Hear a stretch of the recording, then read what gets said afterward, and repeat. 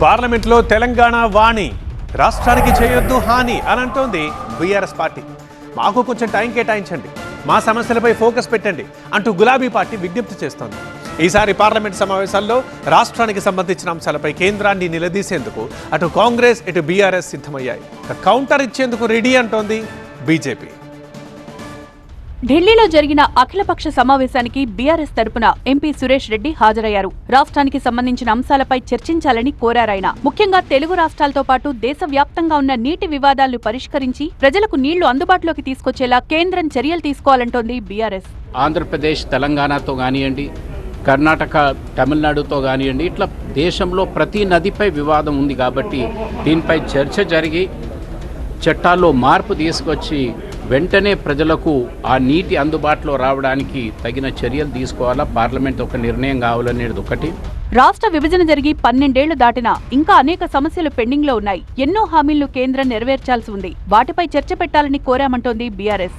మన ఆంధ్రప్రదేశ్ బైఫర్కేషన్ చట్టం తెలంగాణ ఆంధ్ర వేరైన తర్వాత అనేక వాగ్దానాలు కేంద్ర ప్రభుత్వం చేసినప్పటికి కూడా ఇప్పటి వరకు 12 సంవత్సరాలు అయిపోయి 2 రాష్ట్రాలు వేరబడ్డా ఇంకా సమస్యల్ని వేధిస్తూనే ఉన్నాయి. దీనిపై వెంటనే స్పందించి నిర్ణయం తీసుకోవాలని చెప్పడం జరిగాది. ఇక రాష్ట్ర ప్రభుత్వం పైన ఢిల్లీలో ప్రస్తావించామని బీఆర్ఎస్ అంటోంది. రాష్ట్రంలో అవగాహన లేని ప్రభుత్వం ఉంది, కేంద్రం చేయి పట్టుకుని నడిపించాలని కోరామన్నారు ఎంపీ సురేష్ రెడ్డి. ఒక అనుభవం లేని ఇన్కాంపిటెంట్ ప్రభుత్వం అక్కడ పనిచేస్తుంది.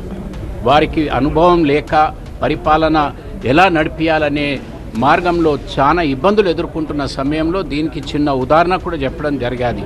మరి ఫర్టిలైజర్ సప్లైలో తెలంగాణ రైతాంగానికి ఎంతో ఇబ్బందులు అక్కడ రైతాంగం ఎదుర్కొన్న సమస్యను మరి ప్రభుత్వం చూశాది.